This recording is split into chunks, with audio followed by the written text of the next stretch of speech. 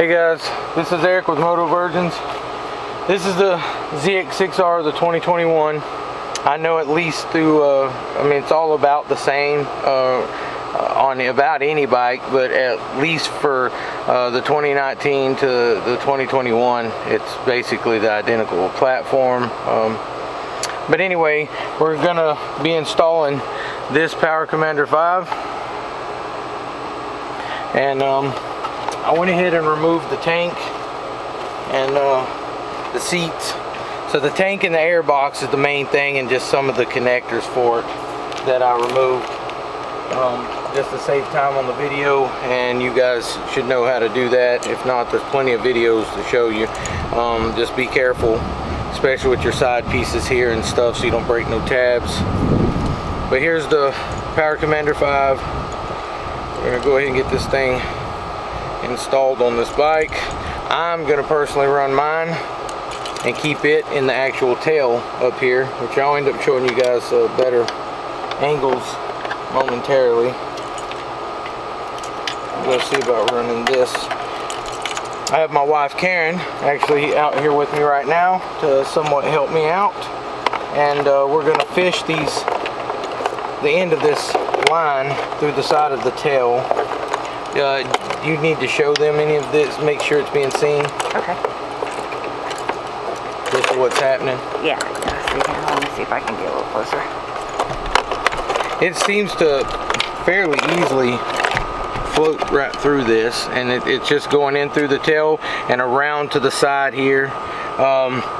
Matter of fact, let me see, because it might be closer to do. They actually, I just now thought of this, it's probably because of that key section right there. They were suggesting that, see, the ground's on this side. I feel better about it. The instructions will tell you to run it along the left side of the bike, which will be over here. But if you actually look, like right here on this side, this is the side the ground's on right here, which I got a piece of tape just blocking that. So I'm gonna run mine to the right side. It's still gonna lay out the same way, so the way this will go. So I'm gonna do it this way, and I think that I'd like that better. And I'm gonna actually store my Commander in the actual tail itself.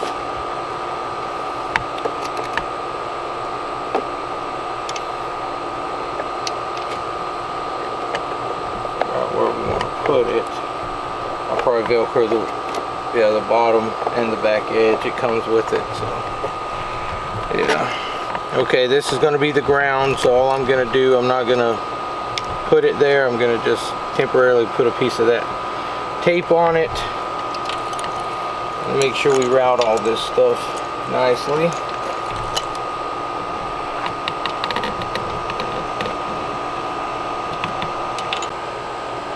Okay guys, here's where they'll talk about, like, I didn't plug these in yet. I did plug in the crank position sensor over here. It's not this top one, it's the black one right below it. And you just plug the very two end plugs of this harness. The black one goes right in here where the black one was, and then you plug this into the other one that wires off. This is on the harness. It's just those two plugs. You plug it down here. It's real easy to get to. And then this blue and white one's going to go here, and so on. But I was going to go ahead and hook this posi tap in, which looks like this, and the way they want or show to do it. They want us to take this side that's got the line in it. This is the 6-pin connector. There's 3 plugs here. One's a 4, well, 2 of them's 4-pin. This is the only 6-pin, and it's between 3 and 4. Fuel injector is what it says, and even in the instruction. So what you're going to do is just get that wire to go between those threads, which this is like a hard plastic if you guys don't know what a posi tap is. You want to use the side that's got the sharp point into it. That's what's going to pierce into that just enough to make it a connection. And just snug it down as good as you can so it's good and firm. Okay, now this end, we're going to take this, pull this off. It says to run this through it, just like this. So we're going to do that.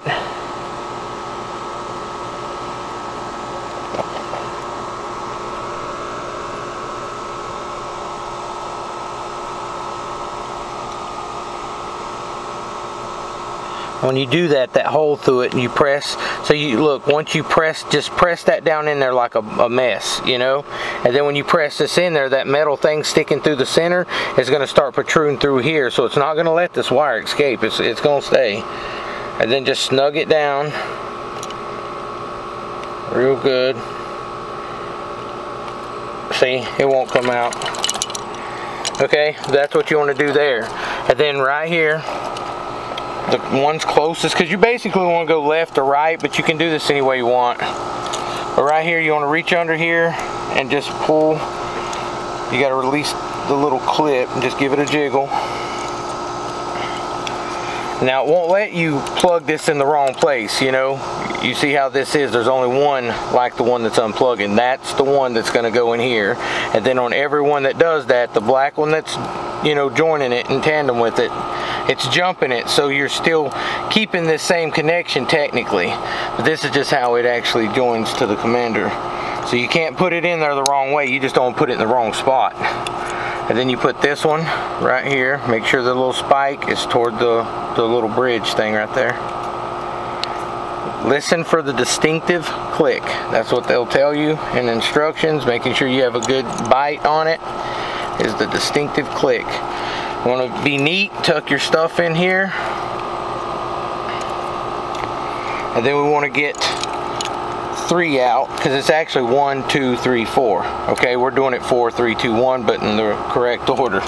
It's just easier. I wanted to get this out of the way. I didn't want to get tied up here and have these plugged in, and then I have less room to work with. I barely took a little piece of plastic of this boot and just barely made like a U shape, knocking a place out of it, if you see, just barely. Real careful with a sharp little multi-tool knife, just so I would have some kind of room that would be clear without being pressed on, you know, causing any kind of, you know, restrictions or whatever to get into it, you know. So that's why I did that.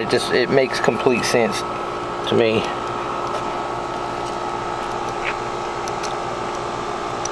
Now we need to make sure this, now look, these are going to go in upside down, so that little bridge top part is going to be down.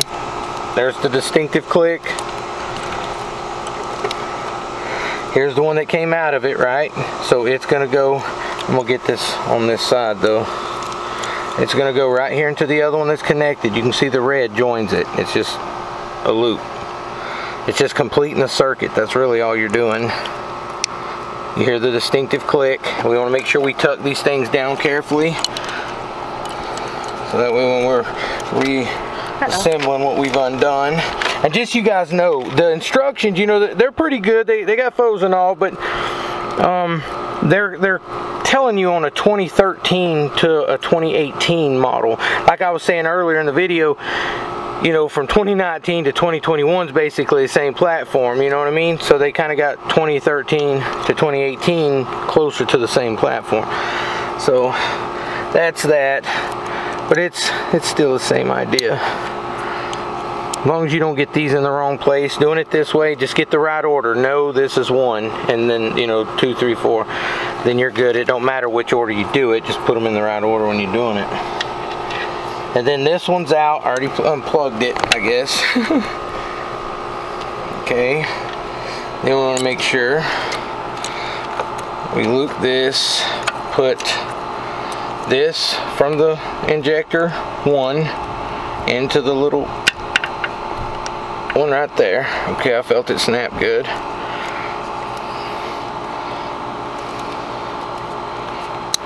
Okay, there's that.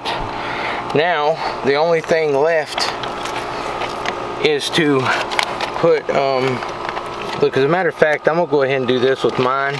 Right here, I'm going to loop this up under there. You see, guys, if you go to this side, the factory little bracket that holds wire. Now, you don't have to mind these wires. The red ones here and this black one, you see, that's because we have underglow. You know, neons under the bike. So you won't have these unless you installed something like that, you know, previously. But anyway, I just done that. So if you just, it's just a hoop. Just do like that. It's just another place to help hold it. And it'd be a good idea to maybe put a few zip ties every now and then. I'm going to do that too. I need to go get some of them real quick and bring them out here. But you want to neatly tuck away this stuff. Don't put nothing in a bind. You should have plenty of room, plenty of room. Okay, and then this hooks to the tank. This hooks to the bottom and I'll show you guys that. This right here is your line that plugs up to the fuel pump, and then once that plugs in, it hooks to this bracket. You just take that piece there and slide it, and it'll snap. Okay, so that's it. And then these two hook to the back of the fuel tank right here. It's like breather hoses or overflow. Okay, and then these hook to the bottom of the air box, and so does this. And then you put the filler, which we'll show you some of that if you want. Okay, those are in there.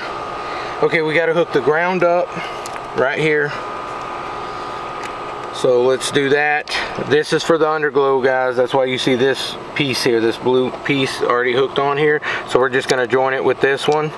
But that's what that is. It's to the underglow. So you guys won't see that if you don't have underglow already on your bike. Just pull that out. Just run it through here.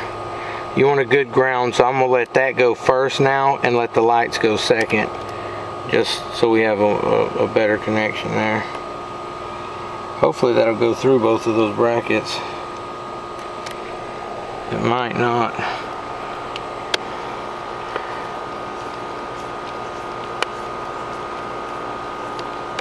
Yeah, it did. Thank goodness. I didn't want to have to fool with that. Me either. Yeah, I mean, I could have just grounded it elsewhere, but that's good. Now it's really good. Make sure it's good and snug. Yeah. Okay, there's that. All right, now we have to put the bottom of the air box back. And yours will look like this. Of course, I've put the aftermarket K&N air filter in here. We want to make sure everything looks nice and pretty like it should. It ain't dirty. If your filter was to be dirty, this would be a good time to replace it. Or unless you got, you know, a B&M or a K&N, you know, clean it. Re-oil it, put it back. And you want to be careful with this, okay? Because where this goes back, you could easily, especially if your bike's a little bit older or something, weathered, this could get really brittle. So you want to be careful. It would make a heck of a mess, but it would break the seal that this provides against the frame for the ram air. And then you would have a gap here because you wouldn't have that. So you could buy like some door weather strip that's sticky and peel it and recut it. So I would redo it before putting it back messed up. It could end up in here, or the main problem is you would have an air gap, a real bad air gap. You would be losing real good cool air to go into your system here if you didn't. So good idea. Now we're going to go ahead and remove these. Set them right here. And just make sure nothing went down in there. It all looks good. This is secondary plates. You see the ones closed, and then these here. Those you don't move until the system's on. Okay. I need to hook that hose up real quick. Right here. This gray one is the only gray one. It just pushes on.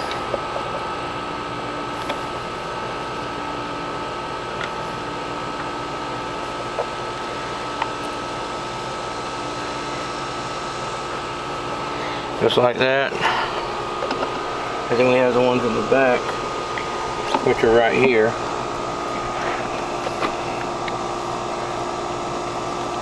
Get this to set. You want to make sure you give these a good little even press so you don't have no kind of air gap between your velocity stack and the bottom tray to the air box.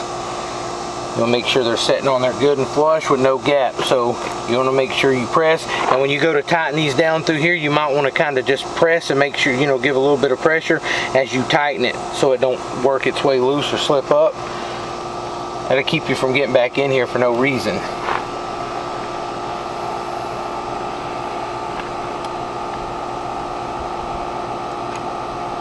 And these are your brackets that hold your line. So you just put the washer back in there.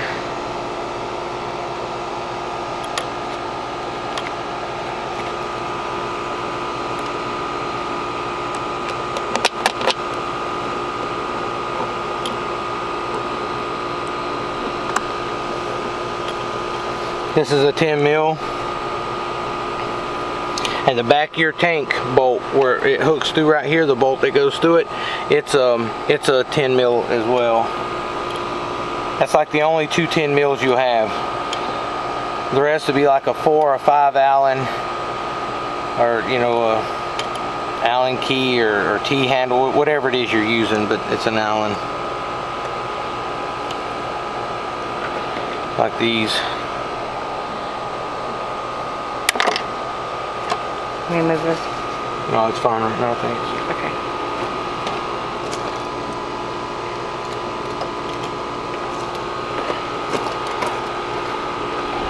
Go ahead and give this a snug.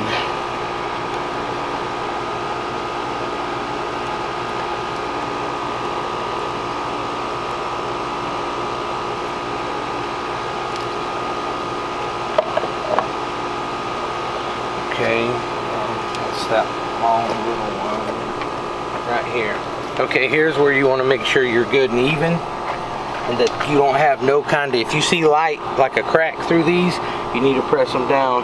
But then you take your little Allen and stick through here, so you can get to the little bracket. You're going to have to do that to loosen it anyway. It's your clamp on this end and this end. That way you want to make sure it's good and even. And then that's what the hole in the frame is for on each side. Give it a good little snug. That way that thing don't get loose or vibrate loose. I'm going to do the same thing. It's got one on this side. You go through the frame, you'll be able to see the little Allen nut or little bolt.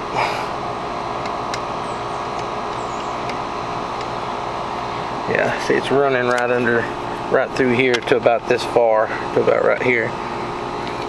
And just make sure that you don't have no kind of, you know, daylight or something coming through there, a little gap. If you do, just give it even pressure.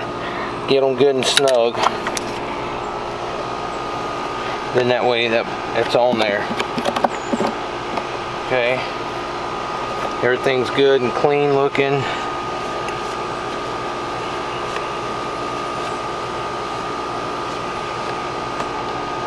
That nice oil can in.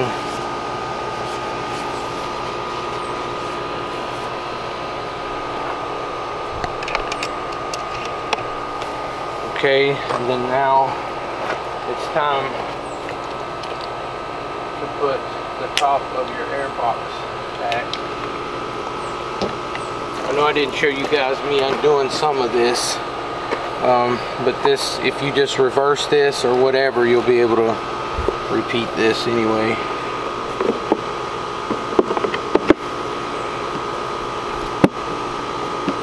Just make sure that you're in there real well, so you ain't got anything gonna get pinched, and it's gonna seal. You want to make sure it seals.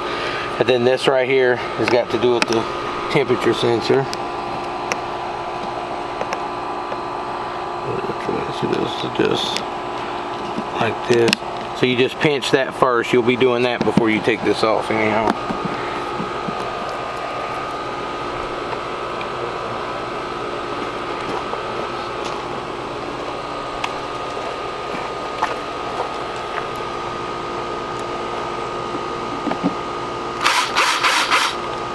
Let's get them started. It's got how many bucks? 7. It's got 7 bolts. One in the center. Or 8. And you got, let's see, what, 3 7. here, 6, so 7, 8 in total. Just snugging them down, or kind of getting them started before snugging them down. I need to turn the power down to the drill.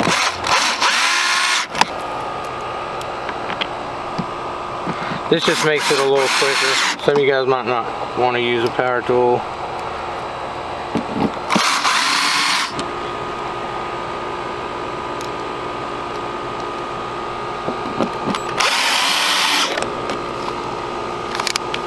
And turn it way down, and then you can't strip nothing because it is just plastic. That way it'll stop. Give it a snug.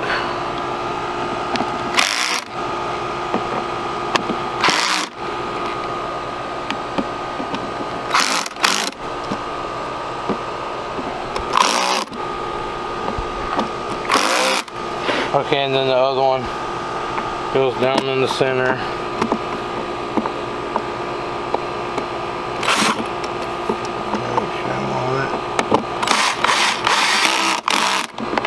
Okay, now that's done. You can take this and loop it in through here if you want, just so it just goes through there. Okay, there's that part. We gotta make sure we keep all of our hoses out. This has to hook back. I'm gonna put this on the side of that power commander hose. This one will slip these up there, the real small one. It's a little clamp. You can usually catch these things with the under your nail. You can usually get them to walk right back up pretty good. You certainly don't want to jab a hole or something in it with a screwdriver, so just whatever works. Okay, that one's on there. This one actually has a decent little clamp on it, believe it or not, so you won't have to worry about one of those little ones. Just get them on there real good.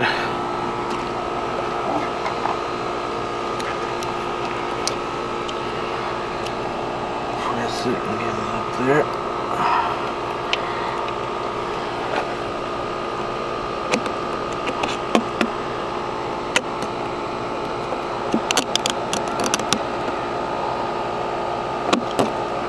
There's that. Okay guys, we got it back together. We're going to give it a crank, just make sure she fires up. We had to go ahead and install the stabilizer back on here. A lot of you, of course, you may not have that added on yet. But we'll give it a try. Wait, make sure you hear that fuel pump prime.